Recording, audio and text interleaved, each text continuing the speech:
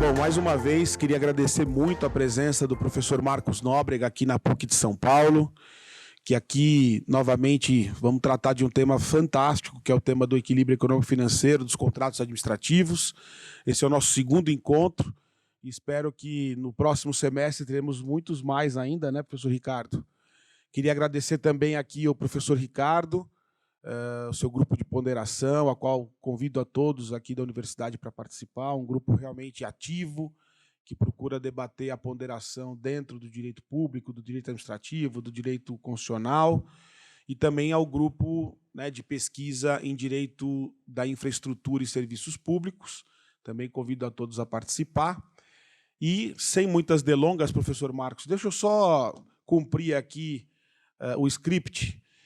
O professor Marcos Nóbrega é conselheiro substituto do Tribunal de Contas de Pernambuco, é professor da Faculdade de Direito da Universidade Federal de Pernambuco, pós-doutor pela Harvard Law School e Kennedy School of Government, pós-doutor pela Universidade de Direito de Lisboa, visiting scholar na Harvard Law School, senior fellow na Harvard Kennedy School of Government e visiting scholar na Singapore Management University.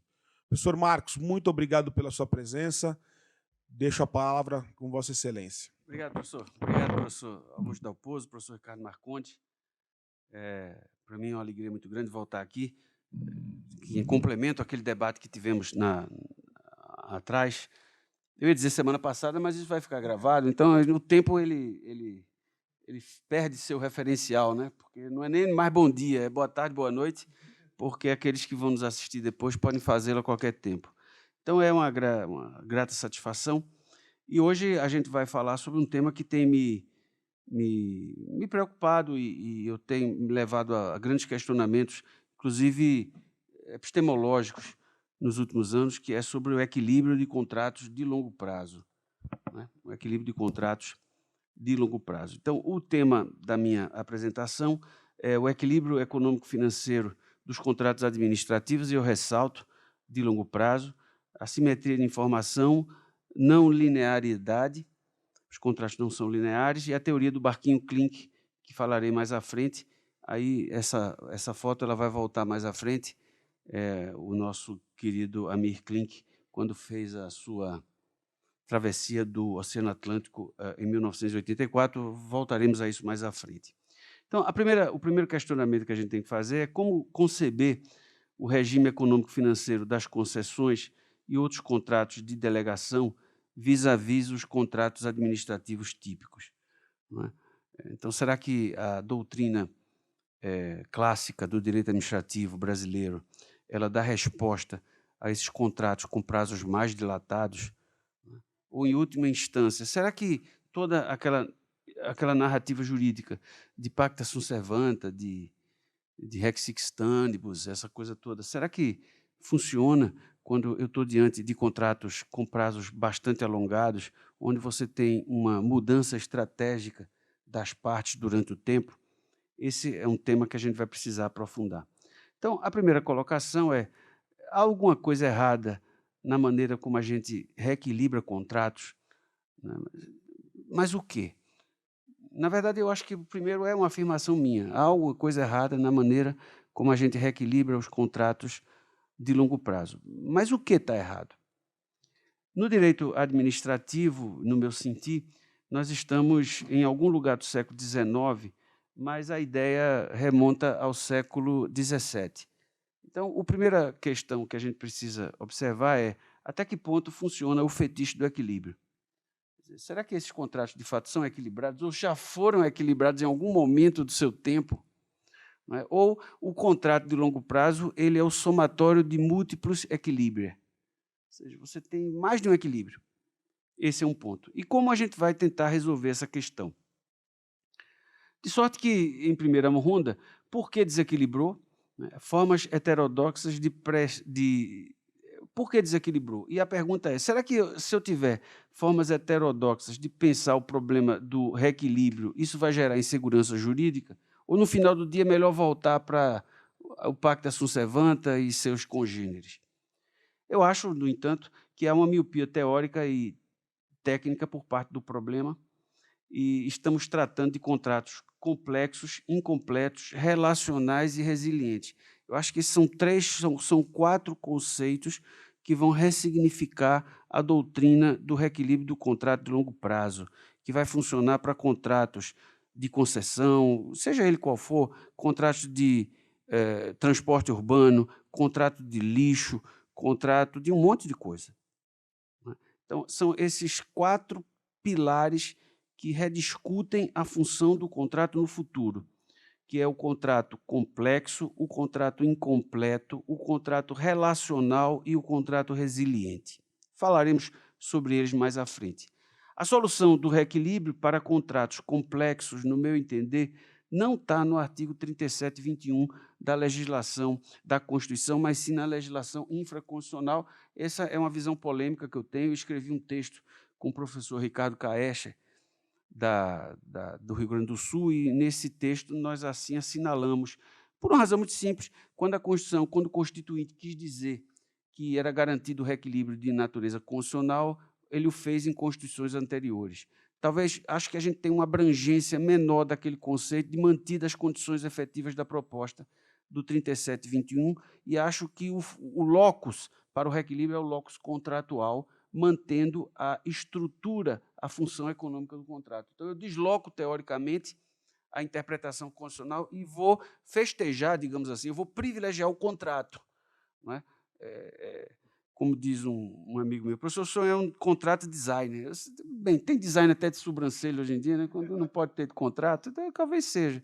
Quer dizer, o contrato ele ganha sua centralidade, quanto mais complexo ele é, o contrato.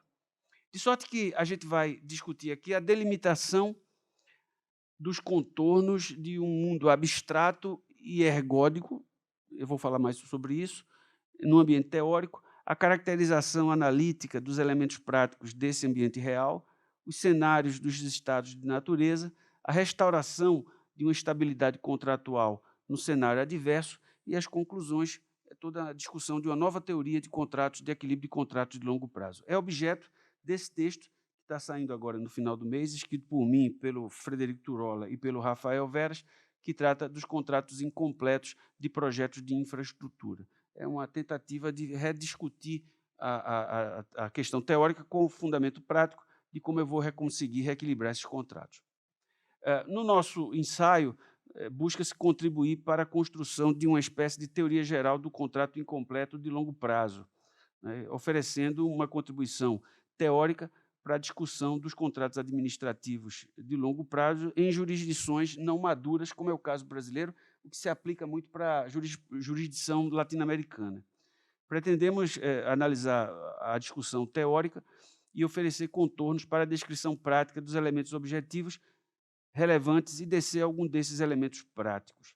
Trata-se, portanto, de reflexões provocativas, construtivas e, ora, submetida ao debate acadêmico. Antes, porém, é necessário fazer que a gente caminha no direito brasileiro, a gente tem no direito brasileiro um hibridismo sistêmico no equilíbrio desses contratos de longo prazo, tendo uma mescla do modelo francês e do modelo norte-americano. O modelo francês ainda é o prevalecente, e o modelo francês é aquele que ainda baseia-se na ideia de contrato administrativo como pacto e de pacta sunt servanda. O modelo americano é mais voltado à questão da preservação do capital, portanto, a preservação da importância do contrato. O modelo francês, voltado à questão do reequilíbrio econômico-financeiro, enquanto que os americanos, os anglo-saxões, pensam na justa remuneração do contrato.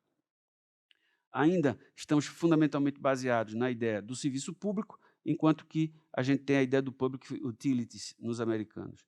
E no nosso modelo ainda calcado em 2 grandes pilares fundamentais, que é o regime jurídico administrativo e as prerrogativas da administração pública, enquanto que a intervenção estatal no modelo anglo-saxão ela não tem nada a ver com o regime jurídico administrativo, mas sim é uma maneira de diminuir as falhas de mercado.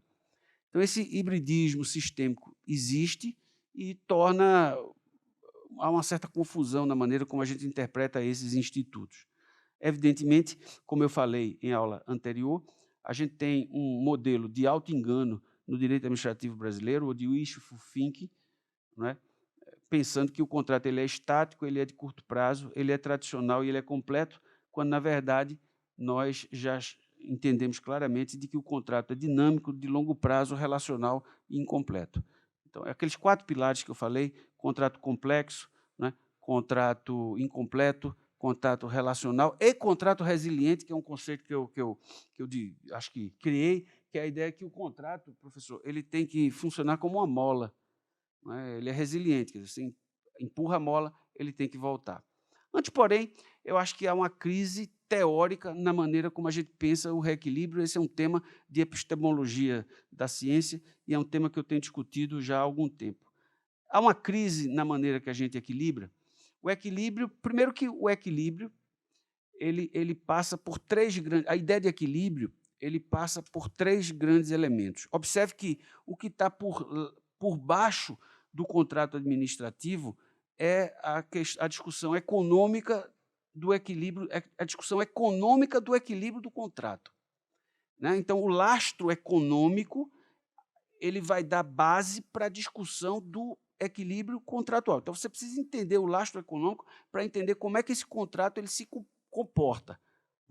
Então, primeiro elemento, primeira maneira de você discutir isso é um equilíbrio mecanicista. Então, o primeiro approach que a gente tem é o approach mecanicista, que vem lá do século XVI, tem que equilibrar e o contrato é como se fosse uma ferramenta, é como se fosse um relógio, é como se fosse um mecanismo, ele vai, ele tem regras claras, ele tem um comportamento totalmente previsível no tempo, e o tempo não tem importância fundamental, porque ele não distorce os incentivos dos agentes. Essa é a visão mecanicista. A gente sai dessa visão mecanicista e parte para uma visão axiomática, eu vou falar isso depois. E a gente caminha para isso, é que eu defendo, uma maneira muito original de pensar o equilíbrio do contrato, que é baseado na ideia de equilíbrio nocional, não nacional, nocional, é bandas de expectativas. Observe que, não sei se o professor Dalpozo acompanhou, a ANTT acabou de discutir novas regras de reequilíbrio de rodovias e estabeleceu uma banda de demanda de 15%, que esse 15% também eu não sei de onde veio. 15, provavelmente é chute, mas deve ter feito alguma conta. Mas há uma banda de demanda. A banda de demanda é exatamente a ideia de um equilíbrio nocional, ou seja, o contrato, quando ele é celebrado, ele apresenta uma banda de expectativas que vão oscilando ao longo de sua execução. A ideia de barganha e de agente principal. A primeira visão que a gente tem é a visão mecanicista, né? É a visão de que o contrato ele vai encontrar-se numa posição de equilíbrio, porque os equilíbrios eles são estáveis ao longo do tempo, né? Os modelos científicos, a física e a matemática, tinham que se basear diretamente na realidade física para chegar a essas observações. Quer dizer, até o final do século XIX, e observe que o contrato administrativo nosso ele é filho do século XIX, então ele tem uma pleiade enraizada essas ideias. Então, o contrato do século XIX, o equilíbrio do século XIX, ele é determinístico, ou seja, a gente sabe que ele vai equilibrar, mas a gente não sabe quando, mas ele vai ter um ponto de equilíbrio, né? Observe que, quando a gente estuda, por exemplo, matemática financeira, né, se vocês tiveram a oportunidade de estudar isso, é previsível, né? É o valor presente, valor futuro, valor presente, valor futuro. A TIR, que eu escrevi um artigo sobre isso, né, até naquele livro organizado pelo professor Egon Bockmann, a TIR é fruto dessa discussão aqui. Muitas vezes, quando você tem fluxos no contrato, no fluxo remuneratório do contrato, muitas entradas e saídas, a TIR não tem o menor sentido, porque ela é a resolução de uma equação polinomial de grau n. Ela só faz sentido se o fluxo for estável. Mas isso está aqui na nossa lógica do século XIX. Está entendendo? A concepção clássica da matemática, né, era incompatível, né, com a matemática do final do século XIX. Então, no final do século XIX, eu começo a ter uma crise na própria matemática e na física. E aí você tem, depois vai vir no século XX, teoria da relatividade, teoria quântica. Aquela matemática, ela é uma matemática da certeza, baseada em cálculo diferencial e nessa coisa toda. E o pai da matemática da microeconomia, que é Alfred Marshall, ele bebe essa fonte na Universidade de Cambridge. Então, esse primeiro grande modelo é o modelo que encapsula o contrato administrativo quando ele nasce lá no século XIX. Então, a doutrina econômica mainstream sou eu, todo mundo, né, que a gente aprendeu isso. Então, a doutrina econômica mainstream reproduz a ilusão do equilíbrio, que equivale a perpetuar as previsíveis e lineares leis da física. Quer dizer, ele é baseado em duas ideias fundamentais, na autoestabilização do mercado e na convergência institucional. O contrato administrativo de longo prazo ele é baseado nesses dois pressupostos, autoconvergência, autoestabilização do mercado e convergência institucional. Esse é o primeiro modelo clássico de estabilização contratual, que é essa do século XIX, é esse que a gente vê em qualquer manual de direito administrativo e que certamente o professor Marcondes vê no seu labor lá na Prefeitura de São Paulo, doutor Estropa no tribunal, doutor Dalpozo também no seu escritório. Observe, no entanto, e aí eu quero dar um passo epistemológico à frente, observe, no entanto, que no final do século XIX, no começo do século XX, a gente tem uma ruptura científica muito importante em relação àquela visão linear do século XIX. A gente tem a ideia de que a economia do equilíbrio ela descola da sua realidade física e ela vai para uma realidade axiomática. E aí vamos mostrar claramente a obra do grande matemático, do maior matemático do final do século XIX, do século XX, que foi David Hilbert. David Hilbert era um alemão de Königsberg, eu acho, e ele achava que a matemática poderia provar tudo. Tudo poderia ser provado, porque a gente poderia claramente estabelecer formulações matemáticas, modelos matemáticos, e tudo seria, portanto, provável. Vai depender de sua habilidade matemática de provar isso. Observe que a ideia axiomática de Hilbert ela vai influenciar muito o modelo, o mais importante modelo de equilíbrio contratual que até hoje já existiu, que é o modelo Heron-Debré, que é o modelo clássico de equilíbrio de mercados de longo prazo, que é axiomático. Qual é o problema da axiomática? O problema é que você toma pontos como verdade. Por exemplo, vamos para a mecânica euclidiana. Duas retas se encontram no infinito. Você não vai lá no infinito, né? Ver. Então, você parte do pressuposto que isso é verdade. Então, a axiomática é uma verdade. Né? Por um ponto passam infinitas retas. O que é infinitas? Então, você acredita nisso ou você não acredita nisso. Então, com base na axiomática, você constrói todo um castelo, todo um universo de postulados.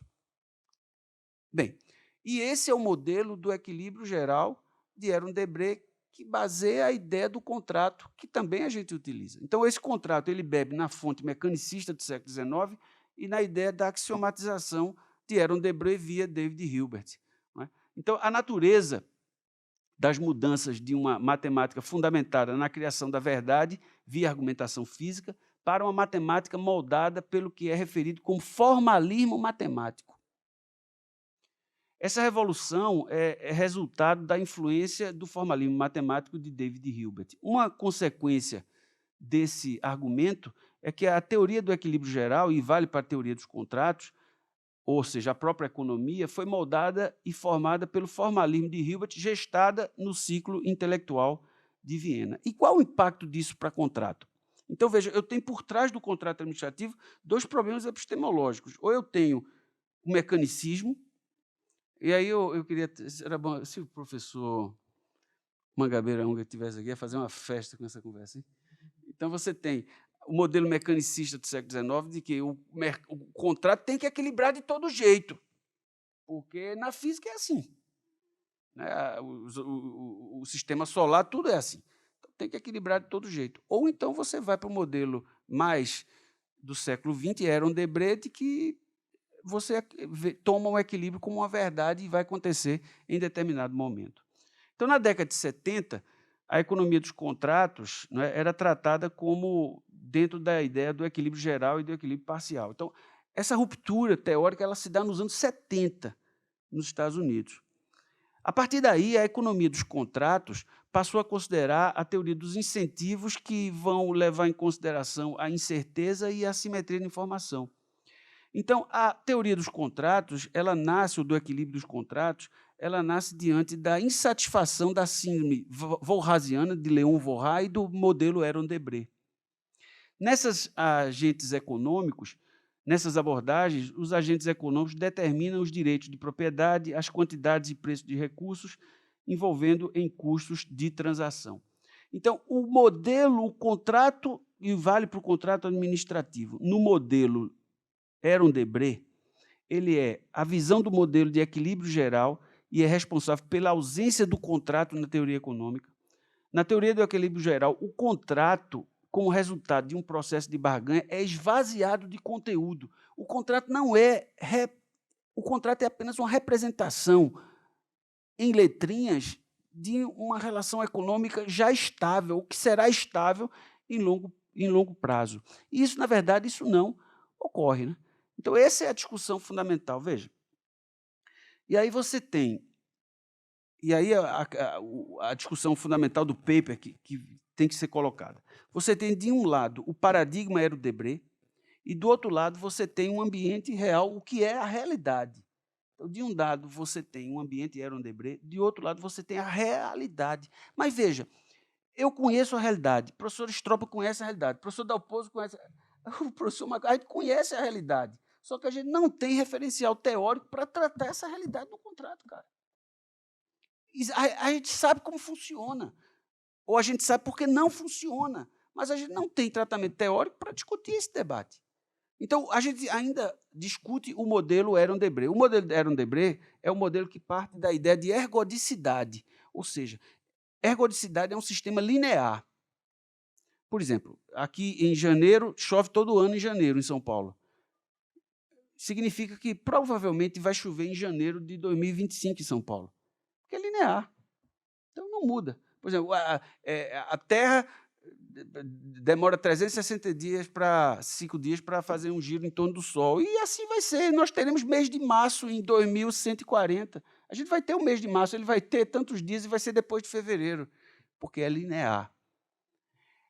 Nem sempre o contrato é linear, cara. Nem sempre, porque ele está lidando com gente, ele está lidando com estado de natureza. Veja, o professor Dalpozo lida com o contrato de transporte urbano. Meu amigo, já mudou tanta coisa de 10 anos para cá. Já mudou tanta coisa. Mas o postulado clássico é o postulado de que esse contrato é linear. Eu posso ter os mesmos postulados que eu tinha 10 anos atrás. Expectativas racionais, as expectativas não são absolutamente racionais, elas são adaptativas. As partes aprendem com o contrato, pessoal. Veja, professor, uma renegociação de contrato hoje, 10 anos atrás, é diferente do que era há 5 e é diferente do que vai ser há 5, porque as partes aprendem. Seguros plenamente disponíveis no mercado, isso não ocorre, elasticidade da oferta, contratos completos, informação disponíveis. Esse é o modelo clássico que a gente tem no direito administrativo brasileiro. O que eu proponho, evidentemente, é tratar teoricamente a realidade, que é exatamente a não linearidade, o contrato não é linear, as expectativas são adaptativas, as partes aprendem, há uma oferta limitada de seguros, o mercado não é maduro de players, às vezes você tem 2 players, 1 player no mercado, os contratos são incompletos, nós já falamos, há uma assimetria informacional, há bens públicos não rivais, há monopólios naturais, há custos de transação, existe um mundo de confusão que não é captado pela doutrina clássica do direito administrativo. Então, nos contratos de longo prazo, não se pode falar de equilíbrio ex ante como a ideia de buscar um pacta sunt servanda, porque muitas vezes é impossível voltar a esse momento T0. Por várias razões, entre as quais esse equilíbrio do momento T0 ele é muitas vezes falacioso, porque a empresa ela mergulha no preço, então aquele preço já é um first, todo preço em boa, quanto mais longo o contrato, mais o preço licitado é um preço first best. É uma aproximação. Por isso essa banda de demanda que eu tenho agora para contrato de concessão de rodovia. Ou seja, depois ele vai se acomodando com o passar do tempo. Na verdade, e aqui que eu chamo de equilíbrio nocional, quando a gente faz um contrato porque vale a pena fazer um contrato, porque ir para o mercado é muito mais caro. O contrato é uma alternativa ao mercado. Por exemplo, se eu tenho uma empresa e fico num contrato de 20 anos, e durante 20 anos eu não vou para o mercado, eu vou ter esse cliente e vou me estabilizar. Quando você faz um contrato, você diz assim, eu estou afim, você está afim, vamos tentar fazer um mundo de expectativas que você vai construir a partir desse tempo. De sorte que essa falácia de voltar ao momento T0, que a gente vê em decisões do Tribunal de Contas, decisões... Tem não, pessoal. Tem no contrato spot. Veja, um contrato de 2 dias, de 2 meses, contrato de pronta entrega, funciona. Quanto mais o tempo passa, mais você distorce os incentivos. Distorce não no sentido para... Você muda os incentivos do contrato. Eles saem de expectativas racionais para expectativas adaptativas. A partir daí, o contrato ele ganha uma dinâmica própria, né? E voltar ao equilíbrio nacional, o equilíbrio inicial é, evidentemente, uma falácia. Né? Agora, então você tem essa visão do modelo Aron-Debré, e eu vou relaxar um pouco desse modelo Aron-Debré para discutir a ideia do contrato administrativo padrão de concessão de contrato de longo prazo. Então, para fins desse ensaio, eu tenho uma clássica aqui, divisão de riscos. Nos contratos, os riscos de força maior e fato do príncipe geralmente são concedidos, alocados ao poder concedente. Não é? Aqui eu já falei. E eu tenho vários setores fundamentais. Mas um ponto que eu queria falar nisso tudo, ou no contexto geral dessa discussão, é o que a gente costuma chamar de teoria do barquinho Klink. Qual é a ideia?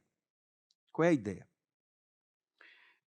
Em 1994, o Amir Klink ele foi fazer a travessia do Oceano Atlântico, e aí não havia internet, e aí ele foi ver, nesse barquinho, né, e ele foi ver o que tinha acontecido com as pessoas que tinham tentado fazer essa travessia. E constatou, pesquisando aí na biblioteca da USP, que as pessoas não tinham logrado êxito porque o barquinho tinha virado. Então, o barquinho virou e eles morreram.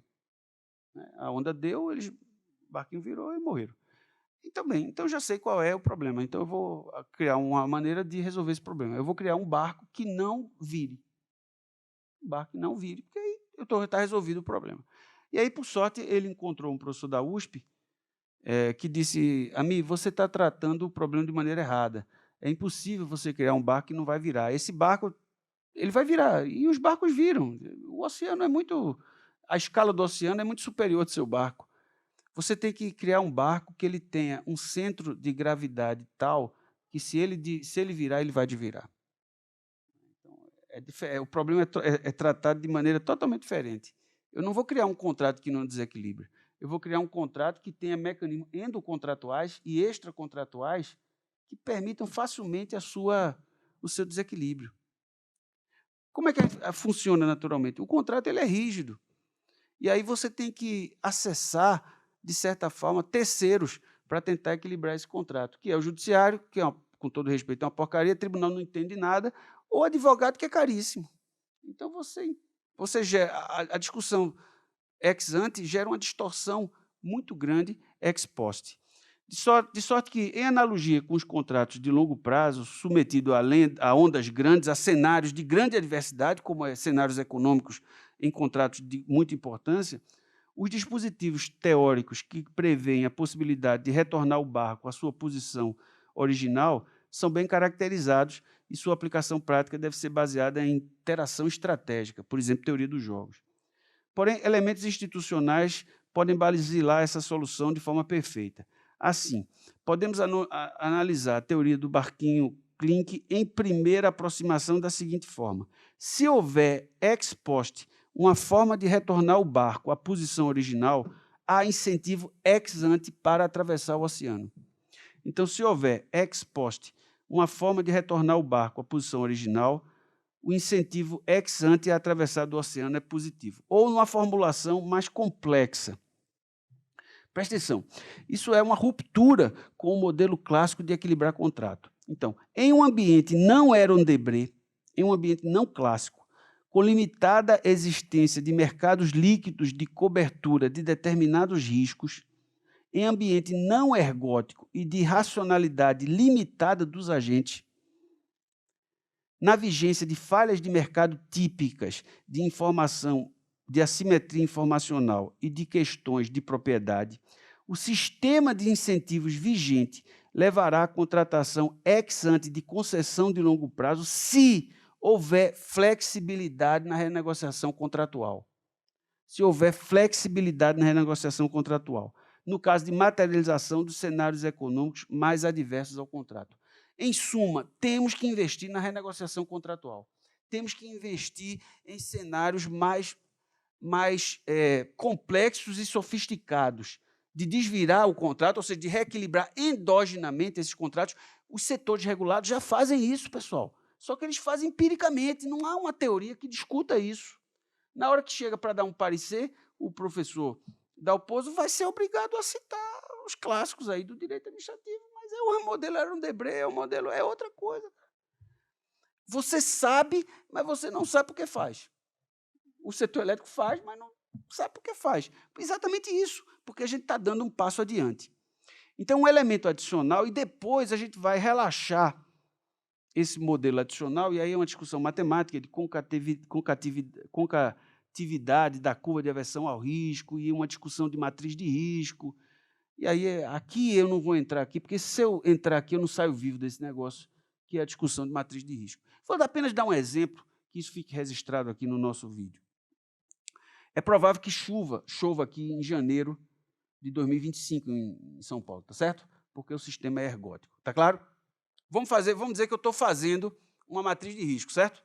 Estou fazendo uma matriz de risco, então, vou ver, risco pluviométrico, lá, tal. Então, 70% de probabilidade de chuvas em janeiro de 2020. Estou modelando o contrato, a matriz de risco, não é esse negócio? Aí, por alguma razão, eu tenho que colocar jogos do Esporte Clube do Recife contra São Paulo, que eu comentei aqui. Quando você olha para trás, o Esporte Clube do Recife, ele perdeu todos os jogos que jogou com o São Paulo no Morumbi, exceto uma vez que ele empatou. Desde os anos 40, ele joga no Morumbi e ele sempre perde. A última vez que o Sport fez um gol foi em 2007. Vou modelar o contrato. 100% de chance do Sport perder. Ontem ganhou 3-1. Eu estava no estádio, inclusive, professor. Ontem fizemos história, estamos perdendo de 1-0 e ganhamos de 3-1. Perdemos nos pênaltis, mas ganhamos. É diferente. O passado, o futuro não é a sombra estatística do passado. São coisas diferentes. Está entendendo? Entra tudo na matriz de risco, professor. Entra tudo na matriz de risco. É diferente. A matriz de risco é o maior mecanismo que tem de confundir alhos com bugalhos, botando os bugalhos. Está errado. As matrizes são pintadinhas, bonitas mesmo. Verde, vermelho, né? Bota um PowerPoint assim, o cliente fica, né? Não é. É preciso rediscutir isso. Aliás, eu escrevi um artigo de matriz de risco, falando todas essas coisas que estão erradas aí e tal. Apanhei, foi muito. Você é um louco. Porque o mainstream não quer mudar, pô. Para que mudar? Se resolve, para que mudar? Então, aí a discussão fundamental que a gente tem que ter mais à frente é o comportamento ex ante dos licitantes mais propensos ao risco tende a precificar essa possibilidade, ainda mais quando o histórico dos contratos autoriza a avaliação. Essa percepção pode levar à tradicional alocação de riscos operacionais ao concessionário e pode não ser percebida pelo licitante como escrito em pedra.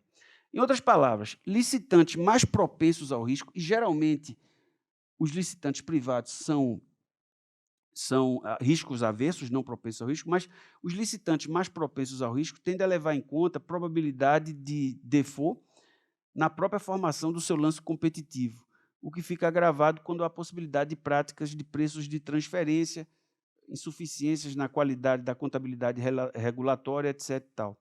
O estruturador deve estar diante disso.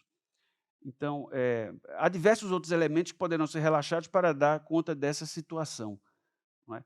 Por exemplo, o oportunismo que vai... A corrupção é uma forma de oportunismo. Oliver Wilson. Então, essa primeira formatação teórica ela só vai até determinado momento, quando a gente conclui de que um poderoso instrumento contratual é a renegociação. É preciso relaxar outras hipóteses, e aí a gente está discutindo nesse paper com a questão da formalização matemática, o que acontece quando a gente entrar com corrupção, o que acontece quando a gente entrar, por exemplo, com especificidade de ativos. Em suma e ao cabo, a gente tem que tratar, e essa é a proposta, a gente tem que tratar com a ideia de contratos resilientes. A gente equilibra, mas a gente não sabe por que equilibra. A gente equilibra porque a gente está afim de equilibrar. Ou seja, a gente tem que tratar a questão dos contratos resilientes. Então, para muitas situações complexas, há sempre uma solução simples e errada, e é preciso testar teorias por via de informações obtidas pela observação. Não temos dados. É preciso investigar mais o efeito das mudanças em contratos complexos. Os contratos têm que ser resilientes e estamos apenas no início da jornada. O barquinho vai desequilibrar, o barquinho vai chacoalhar, com chacoalha no dia a dia das nossas atividades. Eu no Tribunal de Contas, o professor Augusto como advogado, né? O professor Ricardo como procurador, o barco chacoalha. E a gente tem que entender como é que a gente vai fazer com que esse barco vire e, evidentemente, ele desvire. Por fim, essa expressão, isso aconteceu de verdade. Não é? O Einstein encontrou com Chaplin nos anos 20, lá em Nova York, e disse a Chaplin: o que mais admiro na tua arte, Chaplin, é que você não diz uma palavra e o mundo inteiro te entende. E Chaplin respondeu: mas a tua glória é ainda maior, pois o mundo inteiro te admira sem entender nada que você diz. Então, acho que é um pouco isso, tirando as proporções. Eu sei que ficou muito complexo, teoricamente, mas é um passo adiante na doutrina de direito administrativo, cara. Um passo adiante na doutrina de direito administrativo. Mas, como eu faço minhas palavras de Oscar Wilde, já não sou tão jovem para saber tudo, é possível que eu não saiba mais nada. Porque se eu fosse dar uma aula aqui, professor, 10 anos atrás, de teoria de equilíbrio dos contratos, é aquela história, equilíbrio pactus sunt servanda, não sei o quê, 25, era assim, eu sabia tudo. Agora eu estou num processo absoluto de desconstrução do meu próprio conhecimento administrativo, que pode me levar a absolutamente nada, mas eu acho que é assim a ciência que avança, né? Então é isso que eu queria dizer. Muito obrigado, professor. Nem eu entendi o que eu falei. Excelente. Professor Marcos, muito obrigado pela palestra. E agora acho que a gente tem aí muitas questões para serem debatidas, né, professor Ricardo? Primeiro, então, passo a palavra a você para poder fazer as suas alegações aí. Bom, a minha primeira palavra é reiterar a minha honra, meu agradecimento, professor Augusto Dalpozo, por me convidar a participar desse evento, reiterar a admiração que eu sinto pelo professor Marcos Nóbrega, sempre é um prazer ouvi-lo, um grande aprendizado. Espero que no futuro nossos grupos continuem tendo encontros como esse. A discussão é muito importante, pessoal, porque essa é a riqueza de ser de universidade, entendeu? Sim. O grupo de ponderação de interesses e contrafações e o grupo de infraestrutura tem ainda uma longa jornada de trabalhos recíprocos, professor. No meu grupo de ponderação, eu sempre lembro essa dicotomia proposta aqui pelo professor Marcos Nóbrega entre a física clássica e a física moderna. A física clássica, dizem os físicos, ela continua funcionando para os olhos, para aquilo que a gente enxerga, né? Para o nosso dia a dia. Se a gente aplicar as leis de Newton para uma bolinha de bilhar, funciona. Agora, para o mundo que nós não enxergamos, né, para as grandes velocidades da luz, para a física intergaláctica entre os planetas e para as partículas subatômicas, as leis de Newton não funcionam, como se provou na física. Então, há regras próprias, né? Então, na sociedade, quase para o dia a dia, né, em geral, a subsunção funciona perfeitamente. Cada vez que a pessoa passa num sinal de trânsito vermelho, regra geral, deve ser multada, né? Então, a física clássica continua funcionando bem, e tem que ser assim mesmo, senão não funciona direito para o dia a dia. Agora, há questões que exigem uma análise das circunstâncias e, eventualmente, até afastar as diretrizes fixadas em abstrato. Há necessidade, né, da incerteza própria da física moderna para resolver certos problemas no direito. E aí a importância da ponderação. Agora, eu também concordo com a eterna ressalva do meu eterno mestre, do professor Celso Antônio Moreira de Mello, que dizia que tinha um receio da ponderação no Brasil. Porque o problema é pensar que a incerteza da física moderna se aplica a tudo, né? E ela não se aplica a tudo. Vamos ponderar tudo, né? Não é assim, né? Muita coisa tem que ser resolvida ainda pela subsunção.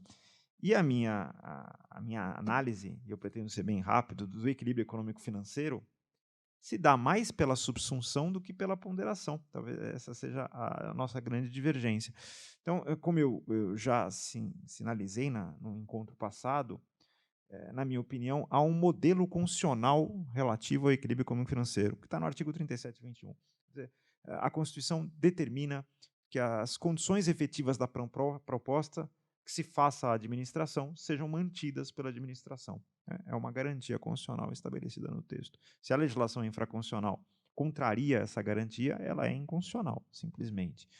Então, até a lei das PPPs, o modelo que vinha sendo respeitado, pelo menos, não sei se na prática, mas na teoria do direito brasileiro, era uma descrição que poderia ser sintetizada da seguinte forma: quando se formula uma proposta à administração, o agente econômico deve levar a sério a sua formulação, deve considerar, né, aquilo que for possível considerar para formular uma proposta séria. Claro, quem formula uma proposta hoje para a administração não vai partir do pressuposto que a inflação no Brasil é zero, né? Isso não seria uma proposta séria. Aquilo que é possível a um agente econômico antecipar razoavelmente para formular sua proposta diz respeito à área econômica ordinária. E ele deve levar isso em consideração. É um problema, é uma exigência que ele o faça para formular uma proposta a ser apresentada numa disputa, né, numa competição própria de uma licitação. Agora, aquilo que não for razoável exigir que um agente econômico antecipe na formulação de sua proposta, aquilo que diz respeito à área econômica extraordinária, ele não é obrigado a antecipar. E ele é um parceiro da administração. Ele não pode ser surpreendido. Então, aquilo que se exigiu que ele faça, ele apresenta aqui, portanto, Y, né, ele apresenta uma exigência. Para fazer isso, eu exijo receber X. X formulado seriamente, tendo em vista o que é possível um agente econômico antecipar, a área econômica ordinária. A esta proporção entre X para Y, a Constituição exige que se mantenha incólume, haja o que houver, custe o que custar. Então, todas as teorias formuladas pela doutrina, sujeições imprevistas, teoria da imprevisão, fato do príncipe, fato da administração, todas essas teorias foram formuladas simplesmente para descrever essa exigência, né? X para Y tem que se manter incólume. O que aconteceu no Brasil foi que a lei das parcerias público-privadas, esta lei absurda, né, ela propôs tantas garantias ao parceiro, tão esdrúxulas, né, assim, você não precisará se sujeitar a precatório de jeito nenhum, nós te daremos um fundo, nós criaremos uma empresa estatal como garantia para você. As garantias foram tão absurdas que, talvez por vergonha, se tentou assoprar, né? E aí disse, não, mas calma lá, nós não estamos apoiando tanto parceiro assim como vocês parece que a gente está fazendo. Tanto a gente não está fazendo isso, que a gente admite aqui um compartilhamento dos riscos. Isso apareceu primeiro na lei das PPPs. E aí a pergunta é possível modificar no contrato este modelo estabelecido na Constituição? Depois das leis das PPPs, a doutrina passou, a parte dela, a aceitar com tranquilidade uma alteração deste modelo pelo contrato, infraconstitucionalmente, numa partilha de riscos. Então, passou-se a exigir que, no compartilhamento dos riscos, isso fosse fixado num anexo do contrato. Isso pegou no Brasil, né? Então, os tribunais de contas gostaram da ideia. A lei nova de licitações estabelece que o partilhamento de riscos ele é obrigatório, né? Ele é obrigatório para obras de grande vulto, para contratação integrada e semi-integrada, mas facultativo para o resto. Os tribunais de contas vêm pressionando a administração para que venha exigir o partilhamento de riscos sempre nos editais, para que isso seja feito como regra no Brasil. E aí, para finalizar a minha parte aqui dos debates, eu considero que toda vez que o modelo constitucional for violado, haverá uma invalidade. Então, se eu tomar para mim, eu, administração pública, a lei econômica ordinária, eu estou violando a seriedade de uma competição numa licitação. Então, se eu disser, olha, administrado, fique tranquilo, né? Pode partir do zero, de que a inflação no Brasil é zero, e formule a sua proposta nisso. Isso é inválido. Então, o que é a lei econômica ordinária continua sendo o risco do administrado e não cabe à administração assumir. Agora, também não cabe à administração imputar ao administrado que assuma a área econômica extraordinária. Quer dizer, não dá para razoavelmente antecipar o desequilíbrio. Não é possível fazer isso. Não é possível razoavelmente antecipar que vai haver um desequilíbrio entre o que você se comprometeu a fazer pelo que você exigiu receber. Mas tudo bem, né? Ainda assim, eu imponho que você assuma esse risco. Quando eu imponho que a pessoa assuma, eu estou impondo que o povo pague uma hipótese como certeza, né? Porque é lógico que o particular não está lá para perder dinheiro, né? Se ele vai ter que assumir um risco, ele vai jogar esse risco no preço. E aí o povo passa a pagar o que poderia acontecer como certamente acontecendo. Isso é constitucional? Claro que não. Isso é obviamente inconstitucional. Então, eu até acredito, né, que a teoria do compartilhamento dos riscos vai acabar parando no judiciário no futuro. Né? Vai acabar. Por quê? Porque se o compartilhamento dos riscos, né, disser respeito a uma área econômica que foi obrigada a ser assumida pelo contratado quando não deveria sê-lo pela Constituição, ele vai acabar questionando isso no judiciário. E quando a área econômica era obrigada a ser assumida pelo contratante e foi assumida pela administração, as procuradorias vão questionar isso no judiciário. Então, isso vai acabar caindo no judiciário. E aí, caberá ao juiz decidir se ele se encanta pelo canto das sereias, né, dos advogados e dos que se encantaram por esse canto, e adota a teoria do compartilhamento de riscos, ou se o magistrado, no futuro, vai seguir lá a lógica burocrática da física tradicional e impor, né, a regra constitucional à administração e administrados. Isso só o futuro dirá. Eu continuarei defendendo, nesse ponto, uma lógica mais clássica do que moderna na teoria do equilíbrio econômico-financeiro dos contratos, mas eu sei que a minha posição é bem divergente da professora Marcos Nobre. Professor, o debate é rico e eu sempre... Eu não é hipocrisia, não. Eu aprendo muito com as suas exposições, porque é uma oportunidade de ouro para refletir e me autocriticar. Muito obrigado, Augusto, por essa oportunidade, mais uma vez. Professor, acho que o maior risco do contrato é ir para o judiciário. Esse é o maior risco. E tem outra questão fundamental, que o direito administrativo não aceita. Quando a gente faz o contrato e faz uma matriz de risco, parte do pressuposto de que esse risco não vai mudar com o passar do tempo. Porque o risco é aquilo que você pode ter uma distribuição de probabilidade. E muda. Muda. Com o tempo muda. Então, é possível que eu tenha uma matriz de risco mutável, desde que tenha acordo entre as partes. Ou seja, a gente precisa ter mais flexibilidade, a gente precisa ter mais renegociação, mais métodos alternativos de resolução de disputa. A gente tem que apostar, talvez, no dispute board. A gente tem que aprofundar esse debate no âmbito contratual. Não é? É uma tentativa de reformular a discussão teórica sobre o reequilíbrio econômico de contratos, que, pense bem, funciona para contrato de 3 anos, de 2 anos, funciona, está ótimo. Eli Lopes Meirelles funciona perfeitamente, mas a gente está lidando aqui com grandes players, com valores importantíssimos de ferrovia, de setor aéreo, de setor elétrico. E o que é mais incrível, e eu já comentei isso no início da minha fala, é que muito do que eu falei aqui já é feito, só que a gente não sabe por que é feito. Né? Então, há uma discussão, falta o arcabouço teórico para discutir fator K, fator não sei o quê, setor elétrico. Agora a gente discutiu, como eu falei, a banda de demanda é exatamente por isso, cara, porque você não pode ter uma coisa objetiva nesse sentido, entendeu? Então, isso funciona dentro dessas postulados. A ideia é a construção de uma nova teoria de reequilíbrio econômico de contratos para contratos de longo prazo. Né? Correndo o risco, como toda ciência, de tá tudo errado. Né? Só a evidência empírica vai demonstrar isso. Né? Mas corretíssimo, o professor está corretíssimo. funciona perfeitamente para várias circunstâncias. Né? Eu vou provocar aqui, professor Ricardo.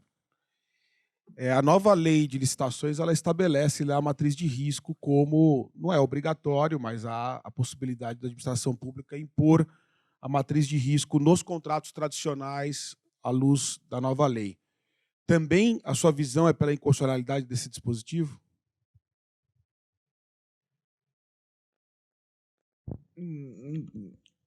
Depende de como ele será aplicado, né? Se a administração, nessa matriz de riscos, inserir que a área econômica ordinária cabe ao administrado e a área econômica extraordinária cabe a ela, né? ela só tá explicitando aquilo que está implícito na Constituição. E aí não haverá inconstitucionalidade na utilização da matriz de riscos. Tudo aquilo que ela violar esse modelo será inconstitucional. Então, na verdade, o grande problema não está na matriz de riscos, está em como a gente vai se utilizar dela. Só que, aqui, na dura, né? Se ficarmos nesse modelo, a matriz de risco se torna inútil. Esse é o grande problema. Ela é uma previsão legal inútil. Por quê? Porque tudo aquilo que eu não consigo prever, não dá para pôr na matriz de risco. Certo? Esse é o ponto. E se eu pôr violando o modelo, é inconstitucional. Então, na verdade, a matriz de risco ela é uma proposta que ela é útil caso eu viole o modelo. Caso eu diga, olha, qualquer variação de câmbio cabe ao administrado, é o risco dele. Mas isso não dá para dizer isso, porque muito da variação de câmbio não tem como razoavelmente um agente econômico prever.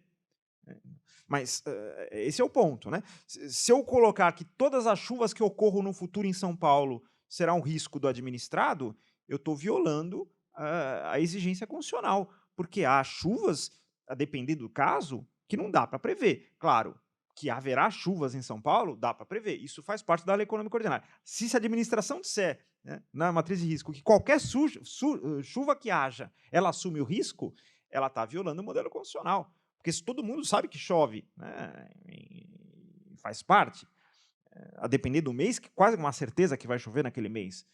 Então, quem contrata para realizar uma obra naquele mês sabe que haverá chuva. Então, isso faz parte de uma proposta séria numa licitação para construir uma obra. Sei que naquele mês provavelmente haverá chuva. Se a administração falar, não, fique tranquilo, né? Se houver chuva, eu vou pagar, enfim, de uma certa forma está violando a exigência de formulação de uma proposta séria.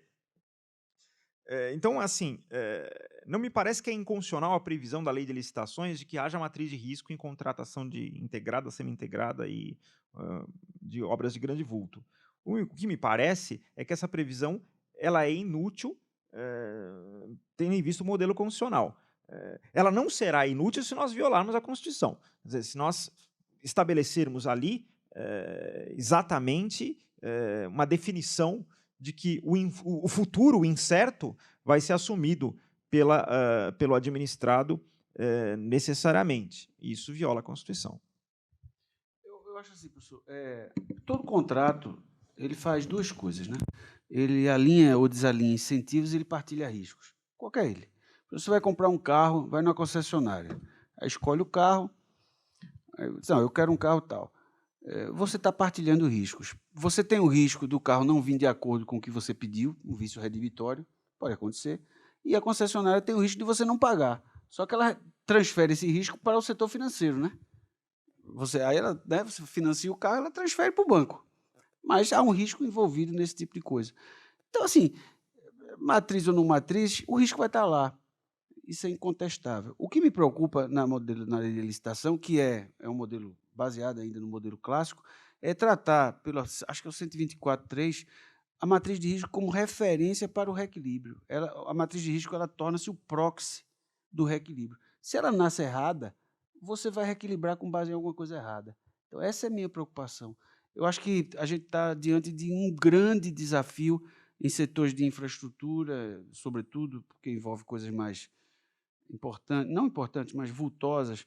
A gente precisa discutir muito risco, a gente precisa discutir muito incerteza, muito reequilíbrio, porque do jeito que está uma confusão danada. E quando vai parar no Judiciário, no Tribunal de Contas, decide com base em coisas que não existem mais, de referenciais teóricos. É aqui. A gente sabe como funciona, mas não consegue explicar. Aí brigou, vai para o Judiciário, dá uma decisão que não tem aderência à realidade. Esse é o nó. Esse é o nó que a gente está vendo, e é um nó que se discute no mundo todo. Perfeito. Eu queria trazer 2 ou 3 reflexões só para a gente poder aqui pensar junto, porque no final eu acho que esse estímulo aqui é o pensamento, né? Para a gente poder aprofundar esses temas, ver visões e com isso a gente chegar a boas conclusões e melhores conclusões, né? Eu me lembro que o professor Celso, lá para trás, ele, numa das nossas aulas, falou: acho que eu tenho que reescrever a teoria dos atos. Eu falei: nossa, professor, mas o senhor vai reescrever? Você lembra disso? Mas como é que o senhor vai reescrever a teoria dos atos? Porque, ele falou, me parece que não é uma só teoria. Há uma teoria para os atos ampliativos de direito e uma outra teoria para os atos restritivos de direito. Eu pego essa indagação do professor Celso e trago a nossa discussão presente. Será possível tratar de uma única teoria dos contratos administrativos hoje no direito brasileiro? Não, de jeito nenhum. O que eu estou falando é exatamente isso. É impossível. Você tem uma teoria, claro, de contratos administrativos de longo prazo, para setores regulados. Você tem porque está muito mais complexo, professor, do que quando a gente começou a estudar. Veja, o Brasil é muito diferente dos anos 80, dos anos 70. É muito diferente. Então, a gente precisa ressignificar. Mas aí não é comigo, é com você e com o professor Ricardo, que são muito mais sabido que eu. Não sou eu, mas do jeito que está, não dá. A gente precisa reconstruir. A gente está num processo de... O barquinho está... A gente está no meio do oceano, pessoal. A gente está no meio do oceano desse rolo aí. E tem uma tempestade logo ali. E aí a gente tem que ter ferramentas teóricas para enfrentar a tempestade. A gente está num barquinho, um barquinho Michuruca, e a gente olhando assim, pô, tem uma tempestade ali. Estou lascado. A gente não tem ferramentas teóricas para enfrentar a tempestade. A realidade é essa. Aí vai para o judiciário, no final de tudo, vamos fazer um acordo? No final do tudo é um acordo. No final do dia é um acordo. O acordo é exatamente isso que eu estou propondo. Mecanismo endocontratuais ou extracontratuais de resolver isso. Que é o que o professor faz, resolve litígio. É isso. Só que a gente não consegue explicar, entendeu? Inclusive, como eu falei há pouco, nessa teorização da teoria das áreas aí, do risco, né, eu tentei, a teoria da área precisa ser rediscutida também, viu? Também precisamos calcular um pouco mais sobre isso. Eu, particularmente, só penso nisso, só penso naquilo, não tem aquele negócio, né? Você só pensa naquilo, eu só penso nisso. E preciso ressignificar um pouco mais de teoria em relação a isso. É teoria, mas não é tertúlia jurídica, não. Tem implicações práticas, né? Implicações práticas. Né? As implicações são enormes e, assim, dentro dessa eventual dicotomia de 2 teorias contratuais, uma me parece muito clara. Os contratos de longo prazo ou de longuíssimo prazo, nós estamos falando de contratos de 20, 25, 30 anos, são contratos que estão sujeitos a muitas intercorrências futuras. Outra coisa é você fazer uma aquisição de caneta, uma aquisição de copo. Quer dizer, há uma primeira distinção e que parece trazer características ou um regime jurídico diferenciado, os contratos de longo prazo e os contratos de prazo de lapso menor, ou de entrega, ou de bens, etc. Isso traz à mesa a teoria da incompletude contratual, porque é exatamente esse longuíssimo prazo que dificulta você, a todo momento, ter uma solução contratual para aquele problema e para aquele evento que não foi, eventualmente, ali trazido no contrato. Não, só abrindo um parênteses, professor. Mas a ideia é isso mesmo. Só abrindo um parênteses. Há um fator adicional que distorce e dificulta muito a questão, que é a questão da tecnologia. Exatamente. Em setores com mais approach tecnológico, o barquinho vai virar mais. Então, por exemplo, se eu comparar setor de rodovia faz rodovia, eu não sou engenheiro, né? Papai do céu não me deu inteligência para isso. Aliás, eu sou economista, inclusive, mas eu sou um economista que não sabe matemática. Mas o que eu quero dizer é o seguinte, quanto mais approach tecnológico eu tenho no setor, mais o barquinho vira.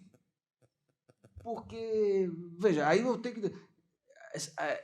Aeroporto é diferente de porto, que é diferente de rodovia, que é diferente de TI, é diferente de um monte de coisa. Está entendendo? Então, colocar essa pitada tecnológica é fundamental e muito difícil de resolver o problema. Mas, desculpa... Não, mas exatamente isso. Eu posso até trazer um exemplo aqui. Terceira rodada de concessão de rodovias aqui do estado de São Paulo, existia a obrigatoriedade de se construir aqueles call box por toda a rodovia. Isso é algo em torno de 100, 150, 200 milhões para você fazer essa infraestrutura. Ora, faz sentido hoje você fazer call box onde todo mundo tem um celular e, portanto, pode se comunicar facilmente, né? O que você tem que fazer é obrigar pela empresa de telefonia celular a ter sinal por toda a rodovia. Trocar o call box por antena. Exato. E mais do que isso, toda a rodovia hoje ela é filmada, ela é monitorada. Então, na hora que você entra no acostamento, obrigatoriamente o SAL já está sabendo que você está lá.